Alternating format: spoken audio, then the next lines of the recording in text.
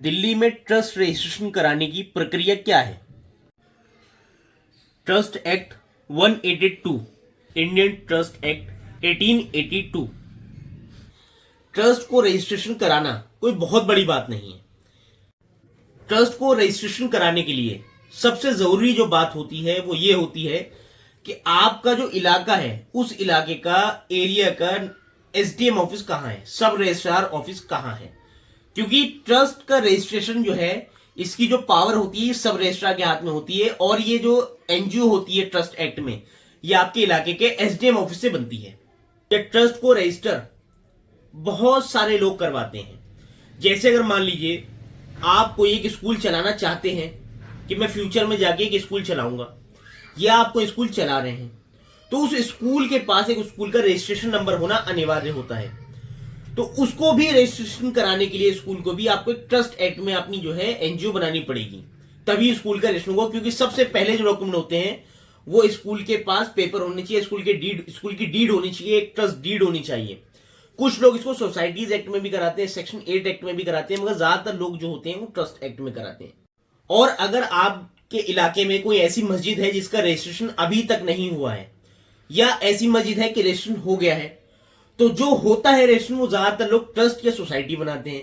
तो अगर जैसे मान लीजिए आपके जानने पहचानने में या आपके इलाके में कोई ऐसी मस्जिद है जिसका रजिस्ट्रेशन नहीं हुआ है, तो आप उसके लिए एक रिलीजियस ट्रस्ट बना सकते हैं। या अगर कोई मदरसा है मस्जिद के पास में या अटैच में या मिला हुआ मस्जिद मदरसा दोनों है, तो उसके लिए भी आप ट्रस्ट बना सकते हैं।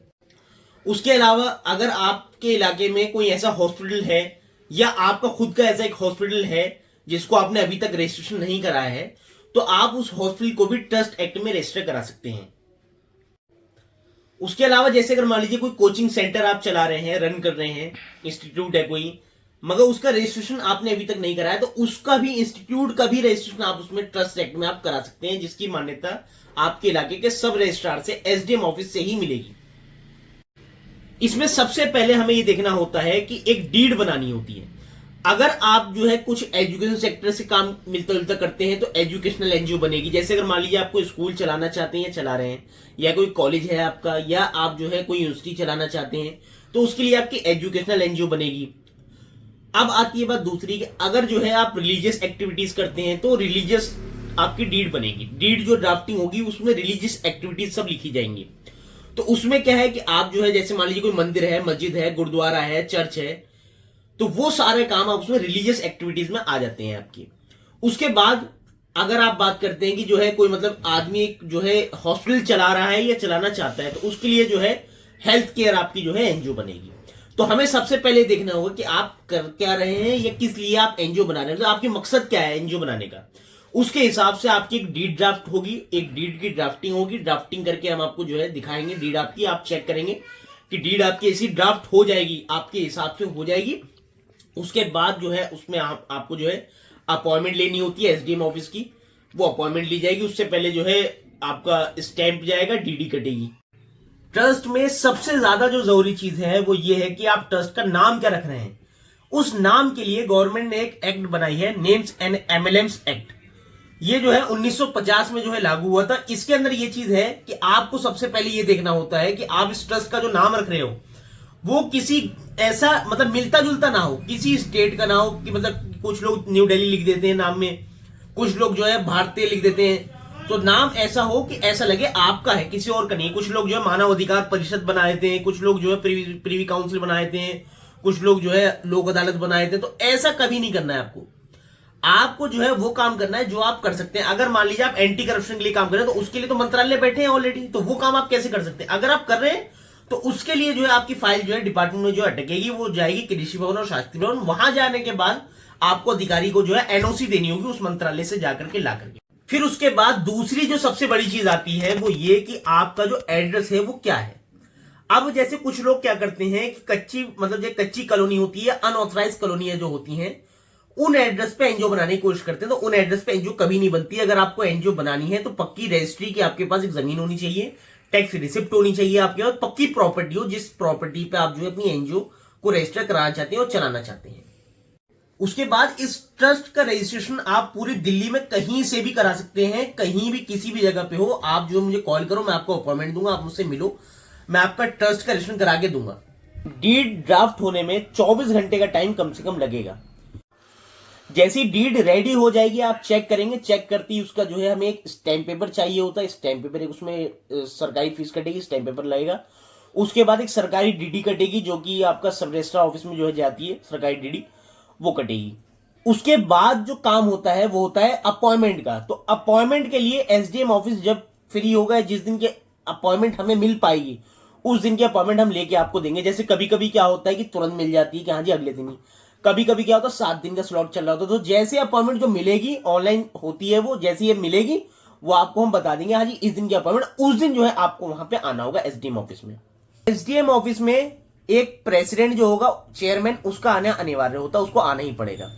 उसके साथ में अगर ट्रस्टीज किसी वजह से नहीं आ सकते तो हम उनको एब्सेंट दिखा देंगे, अगर वो आ सकते हैं तो उन्हें आना चाहिए। उसके बाद जिसकी प्रॉपर्टी है उससे एक एनओसी और प्रॉपर्टी के पेपर और प्रॉपर्टी का ऑनर वहां पे होना चाहिए। उसके बाद में 2 गवाह जो गवाही देंगे कि हाँ जी जो है हम इनको जानते हैं, वो विटनेस होंगे कि हाँ हम इनको जानते हैं, सोशल वर्क कर रहे हैं, 2 गवाह उसकी एनजीओ वाले के पास होने चाहिए कम से कम। ये प्रक्रिया है एनजीओ बनाने की।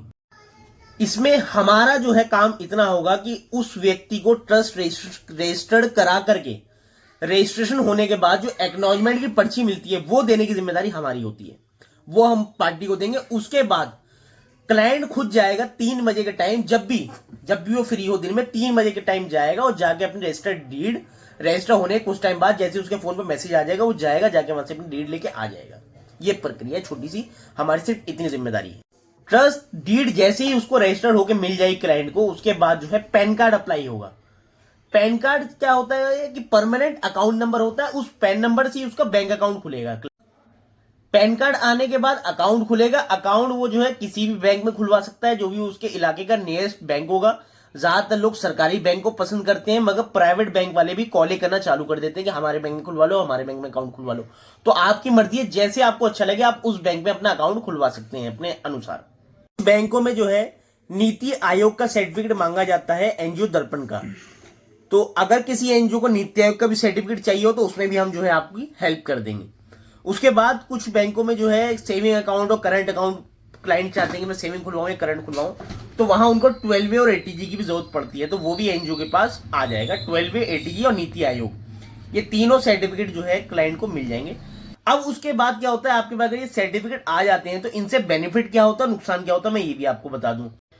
नीति आयोग से सबसे बड़ा बेनिफिट ये होता है कि अगर आपकी एनजीओ दर्पण नीति आयोग में रजिस्टर्ड हो जाती है तो वहां से आपको एक यूनिक आईडी मिलती है। ये एनजीओ दर्पण की यूनिक आईडी होती है, जिससे आपकी एनजीओ जो है पूरी तरीके से ऑनलाइन आ जाती है। और ये आपको इस तरीके से पीडीएफ आती है जिसके अंदर आपकी गूगल पे सारी एनजीओ की आपकी डिटेल आ जाती है कि आपकी एनजीओ जो है रजिस्ट्रेशन नंबर एनजीओ का क्या है, इसकी मतलब यूनिक आईडी सबसे पहले आपको मिलेगी एनजीओ की। उसके बाद एनजीओ का रजिस्ट्रेशन नंबर क्या है, सब रजिस्ट्रार में, ट्रस्ट एक्ट में, सोसाइटी एक्ट में क्या सारी चीजें, दिल्ली में कहाँ आपकी रजिस्टर्ड है वो आ जाएगी, कब हुई, कौन कौन इसमें मेंबर है, ये इधर आ जाता है आपके पास लिखा हुआ। उसके बाद जो आपकी एनजीओ है ये इसमें क्या काम करती है, ये इधर ये सारी डिटेल आ जाती है। उसके बाद आपके पास एफसीआर है नहीं है ये यहाँ पे पूछा जाता है। फंडिंग की सारी डिटेल इधर मांग ली जाती है, कुछ कहाँ से क्या हो रहा है काम। फिर उसके बाद आपका एड्रेस आ जाता है कि कहाँ पे रजिस्टर्ड है। फोन नंबर और ईमेल आईडी अब नहीं आती है, अब गवर्नमेंट ने जो है हाइड कर दिया, प्राइवेसी लगा दी है, क्योंकि बहुत सारे कंसल्टेंट्स क्या करते थे, यहाँ से नंबर निकाल के क्लाइंट को परेशान करते थे। उसके बाद ये जो है 12वे सर्टिफिकेट है। 12वे सर्टिफिकेट ये इस तरीके से आता है, सबसे पहले जो है प्रोविजनल रजिस्ट्रेशन आपको मिलता है, आपका ये 12वे सर्टिफिकेट है। ये यहाँ पे आ जाता है कब से कब तक के लिए वैलिड है, ये आपका यूनिक रजिस्ट्रेशन नंबर आ जाता है, ये एड्रेस आ जाता है इधर। उसके बाद जो है ये आपका एटीजी सर्टिफिकेट है। एटीजी सर्टिफिकेट जो है इधर है, ये सबसे प्रोविजनल अप्रूवल आ जाता है, एड्रेस है, नाम एनजीओ का, पैन नंबर, इस तरीके से आपका ये सर्टिफिकेट आता है 12वे प्रोविजनल।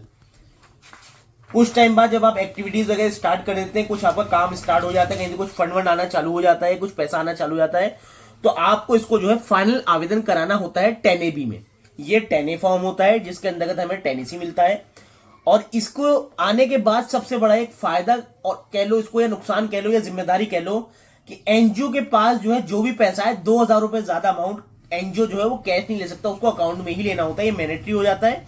और डोनेशन स्लिप एक काट के उसको देनी होती है एनजीओ को एटीजी के अंतर्गत। ये ट्रस्ट की डीड है जो कि रजिस्टर्ड होकर आपको ट्रस्ट की डीड इस तरीके से मिलेगी। ये ट्रस्ट की डीड है, ये स्टैम्प पेपर है। यहाँ पे आपकी एक फोटो लगेगी, नीचे आपका आधार नंबर लिखा जाएगा, साइन होगा, थंब लगेगा। ये आपका स्टैम्प पेपर होता है, यहाँ पे एनजीओ का नाम लिखा जाता है और आर्टिकल 64 में जो है आपका जो है ये स्टैम्प लिया जाता है, नीचे एड्रेस आ जाता है।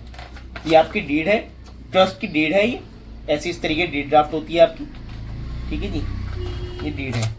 और ये जो है ऑल इंडिया लेवल है, यहाँ पे लिखा होता है ऑल इंडिया लेवल, तो ऑल इंडिया लेवल की आपकी ट्रस्ट जो है बन जाती है।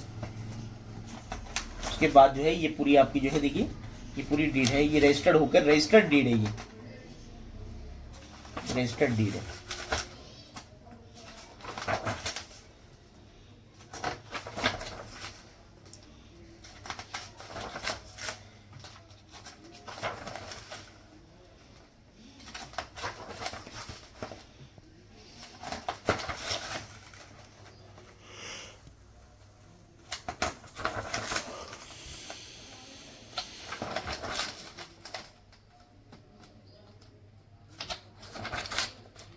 ये देखिए। उसके बाद एसडीएम ऑफिस में जो है इस टाइप से फोटो खींचेगी प्रेसिडेंट साहब की और 2 विटनेस साहब की, जो विटनेस होंगे जो गवाह होंगे उनकी फोटो भी खींचेगी। ये इस तरीके से पूरा जो है ये होगा और फोटो खींचेगी। और जो विटनेस हैं उनके भी जो है गवाहों के भी यहाँ साइन होंगे और अंगूठा लगेगा, एड्रेस नंबर वगैरह सब उनकी पूरी डिटेल जाएगी और प्रेसिडेंट साहब का यहाँ पे साइन होगा। उसके बाद जो है ये इस तरीके से पैन कार्ड आता है, ये पैन नंबर लिखा होता है, ये पैन कार्ड होता है, पैन का नाम होता है परमानेंट अकाउंट नंबर, इसी से अकाउंट आपका खुलेगा। इसके बिना आपका अकाउंट खुल ही नहीं सकता। पैन कार्ड तो मतलब ये समझिए कि एनजीओ आने के बाद आपको बनाना ही पड़ेगा, तभी आपका अकाउंट खुलेगा। और अकाउंट के बाद कभी कभी क्या होता है बैंक में जो है 12 ATG और नीति आयोग, 3 चीजें मैंने आपको बताई जिसकी जरूरत पड़ जाती है कभी कभी, और कभी कभी क्या होता है जरूरत नहीं भी पड़ती। तो अगर आपको जरूरत पड़े तो आप बनवाइएगा, अगर नहीं जरूरत पड़े तो आगे काम मत कराइए। खाली जो है आप एनजीओ बनवा लीजिए, पैन कार्ड करके अकाउंट करवा के आप काम चालू कर दीजिए अपना, जब जरूरत पड़े तब कराइए। अगर आप मुझसे मिलना चाहते हैं तो आप मुझसे मिल सकते हैं। नीचे स्क्रीन पे आपको एक नंबर दिख के आएगा 9711180904। मोहम्मद साहिब मेरा नाम है, आप मुझसे मिल सकते हैं। इस नंबर पे आप फोन करें, आपको अपॉइंटमेंट मिल जाएगी, आपको एड्रेस मिल जाएगा, लोकेशन मिल जाएगा, टाइम और डेट सब आपको मिल जाएगी, आप मुझसे मिले। और अगर आप सिर्फ जानकारी लेना चाहते हो, जानकारी आपको निःशुल्क फ्री एडवाइस मिलेगी, जानकारी कोई पैसा नहीं देना आपको। अगर आप मुझसे काम कराएंगे तो आप मुझे पैसे देंगे, अगर आप मुझसे काम नहीं कराना चाहते तो आप आकर के समझ के सीख कर जा सकते हैं। मैं आपको सिखा दूंगा, बता दूंगा कैसे क्या होता है, पूरी प्रक्रिया आपको बता दूंगा, आप खुद भी करा सकते हैं।